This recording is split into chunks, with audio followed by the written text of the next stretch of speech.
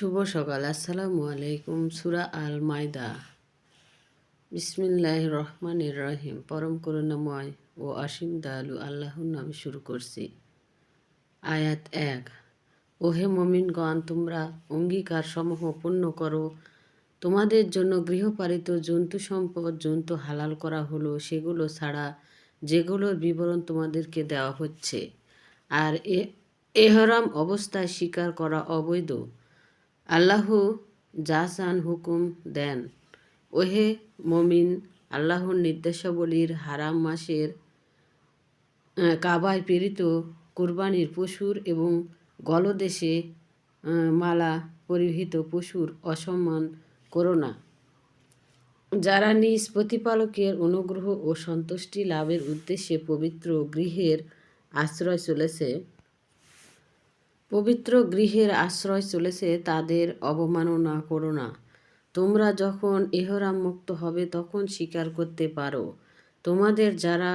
তোমাদেরকে যারা মসজিদে হারাম থেকে বাধা প্রদান করেছিল তাদের প্রতি শত্রুতা তোমাদেরকে যেন অবশ্যই সীমা লঙ্ঘনে প্রবর্তিত না করে। সৎ কাজ ও তাকওয়ার ব্যাপারে তোমরা পরস্পরকে সহযোগিতা করো।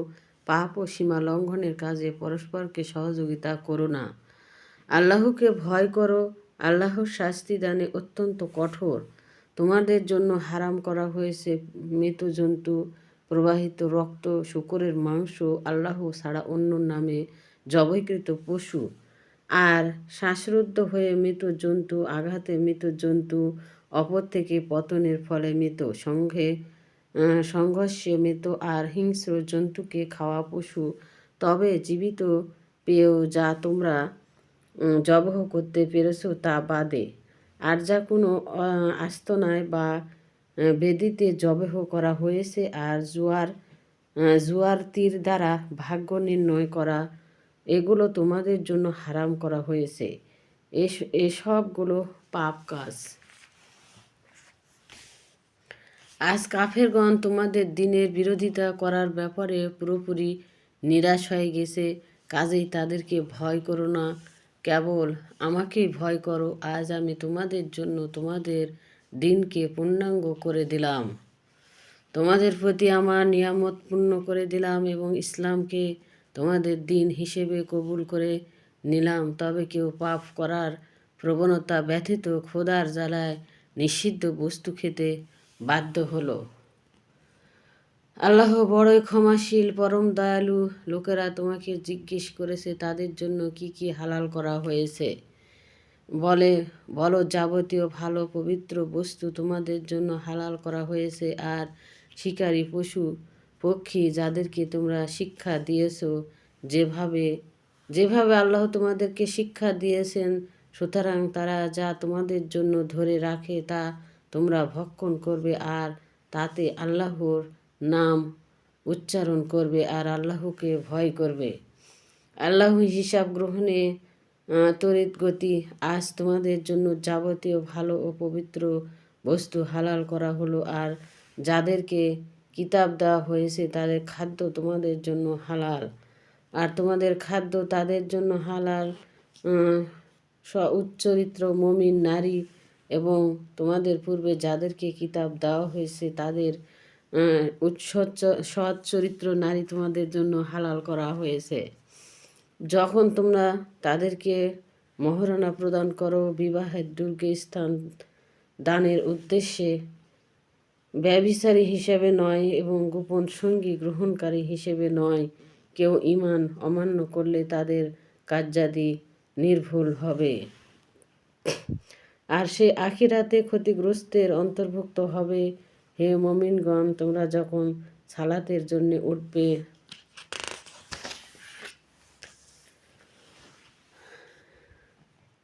তখন তোমাদের মুখমণ্ডল এবং কনুই পর্যন্ত হস্তদ্বয় ধৌত করবে, আর তোমাদের মাথা মাসিহ করবে এবং পা গোড়ালি পর্যন্ত ধৌত করবে।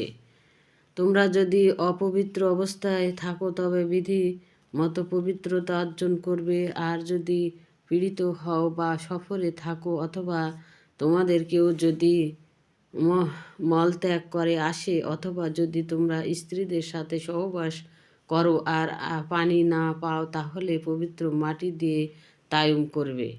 তা দিয়ে তোমাদের মুখমণ্ডল ও হাত মাসেও করবে। আল্লাহ তোমাদের উপর সৎকীর্ণতা চাপিয়ে দিতে চান না। তিনি তোমাদেরকে পবিত্র করতে চান আর তোমাদের প্রতি তার নিয়ামত পূর্ণ করতে চান, যাতে তোমরা কৃতজ্ঞতা প্রকাশ করো।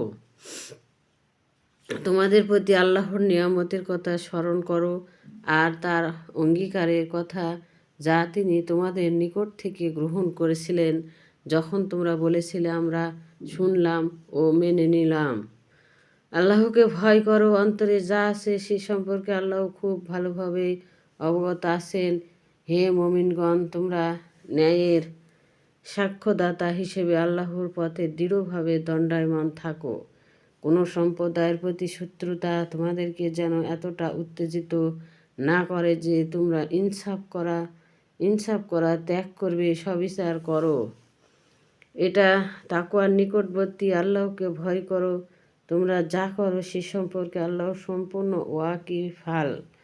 যারা ঈমান আনে ও সৎ কাজ করে তাদের প্রতি আল্লাহ ওয়াদা করেছেন যে তাদের জন্য রয়েছে ক্ষমা ও মহা পুরস্কার।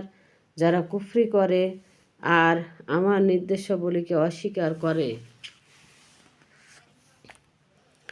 তারা হলো জাহান্নামের অধিবাসী। হে মুমিনগণ, তোমরা আল্লাহর নিয়ামতের কথা স্মরণ করো। যখন একটি সম্প্রদায় তোমাদের বিরুদ্ধে তাদের হস্ত উত্তোলন করতে চেয়েছিল, তখন তিনি তোমাদের থেকে তাদের হাত নিবৃত্তি করেছিলেন। আল্লাহকে ভয় করো আর মুমিনগণ যেন আল্লাহর উপর ভরসা করে। আল্লাহ বনী ইসরায়েলের নিকট থেকে প্রতিশ্রুতি গ্রহণ করেছিলেন আর তাদের মধ্যে 12 জন প্রধান নিযুক্ত করেছিলেন। আর আল্লাহ বলেছিলেন, আমি তোমাদের সঙ্গে আছি যদি তোমরা নামাজ কায়েম করো, যাকাত আদায় করো এবং আমার রাসূলগণের প্রতি বিশ্বাস স্থাপন করো আর তাদেরকে সাহায্য সহযোগিতা করো আর আল্লাহকে ঋণ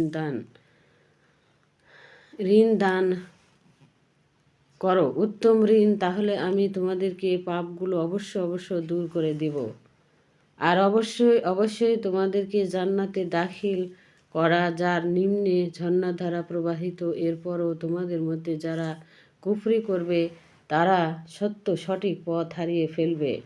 তাদের অঙ্গীকার ভঙ্গের কারণে আমি তাদেরকে লানত করেছি আর তাদের হৃদয়কে আরও শক্ত করে দিয়েছি। তারা শব্দগুলোকে স্বস্থান থেকে বিচ্যুত করেছিল এবং তাদেরকে দেওয়া উপদেশের বড় অংশ তারা ভুলে গিয়েছিল। তুমি অল্প সংখ্যক ছাড়া তাদেরকে সর্বদা বিশ্বাসঘাতকতা করতে দেখতে পাবে। কাজেই তাদের ক্ষমা করো, মার্জনা করো। আল্লাহ সৎ কর্মশীলদের ভালোবাসেন। আর যারা বলে আমরা খ্রিস্টান, আমি তাদের হতেও অস্বীকার গ্রহণ করেছিলাম, কিন্তু তারা তাদের প্রতি উপদেশের একটা বড় অংশ ভুলে গিয়েছিল।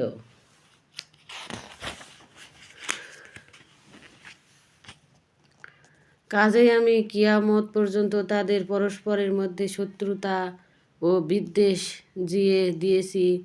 তারা যা করেছিল অচিরেই আল্লাহ তা তাদেরকে জানিয়ে দিবেন। হে কিতাবগণ, তোমাদের কাছে আমার রসূল এসে গেছে।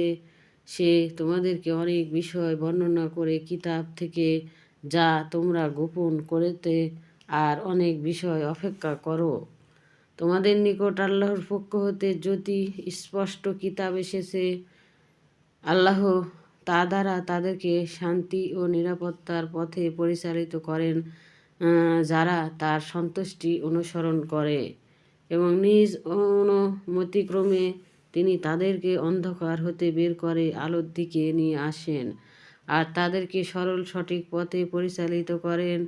তারা কুফরি করেছে যারা বলে মাসিহ ইবনে মারিয়াম আল্লাহ। বলো, মাসিহ ইবনে মারিয়াম আর তার মা এবং পৃথিবীতে যারা আছে সকলকে ধ্বংস করতে চাইলে আল্লাহর বিরুদ্ধে কারো এতটুকু ক্ষমতা আছে কি?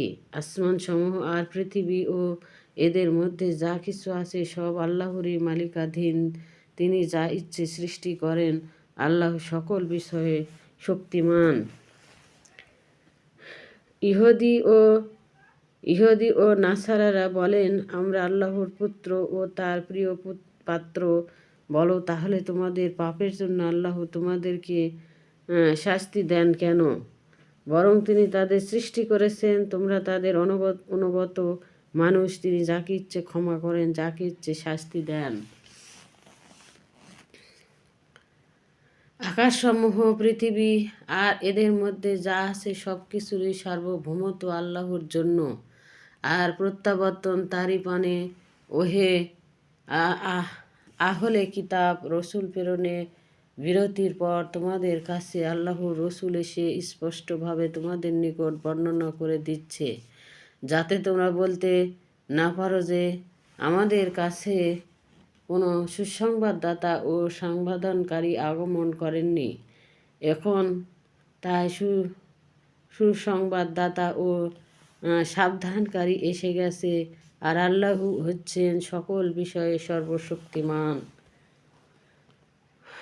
ভিডিওটি ভালো লাগলে অবশ্যই লাইক এবং সাবস্ক্রাইব করবেন।